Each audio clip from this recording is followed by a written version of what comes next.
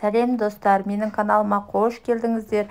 Бүгін сіздермен керемет рецептпен бөлісетін боламын. Пельменнің езілмей, ішіндегі еті таза пісіп шығатын өте дәмді рецептпен бөлісетін боламын. Ол үшін бір жұмыртқамызды алып, оны жақсылап суға салып, езіп, ішіне тұзымызды салып, жақсылап араластырып аламыз. Осыған қамыр илейтін боламыз. Осылай ұнымызды аздан салып, қамыр илейтін боламыз. Менің видеом ұнаса лайк басып, комментария жазып, астыдағы подписация бөліміндегі батырманыма басып, маған тіркелмесеңіздер тіркеліп, осындай қазақша каналдардың дамуына аз да болса өз үлестеріңізді қоса кетіңіздер. Осылай қатты қылып қамыр иледім. Енді 10 минутқа осылай тұндырып қоятын боламын. Осылай илеп қойған қамырымызды 10 минутқа тындырып қоямыз.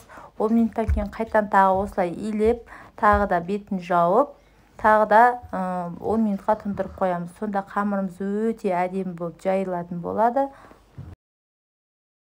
Өздеріңіз көріп тұрғандай 500 грамм парш алдым.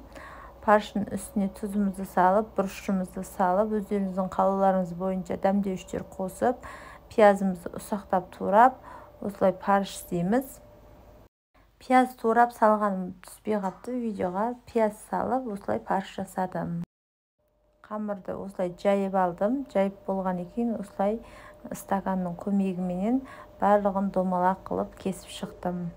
Өздеріңіз көріп тұрғандай, домалақ қамырларымыз дайын болды. Енді осыменен пельмен түйетін боламыз.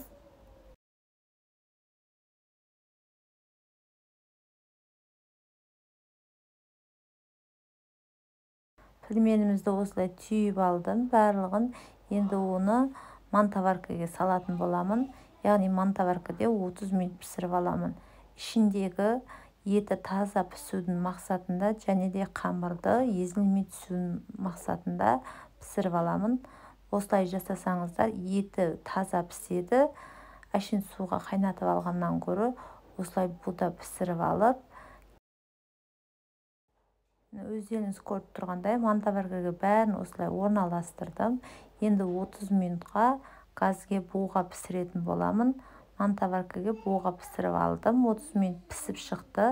Енді суымызды қайнатып, осыған салып аламыз.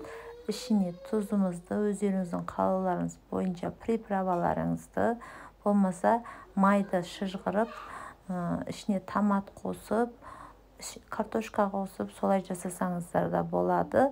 Өз қалауларыңыз бойынша. Мен осылай, менің балдарыма ұнайды.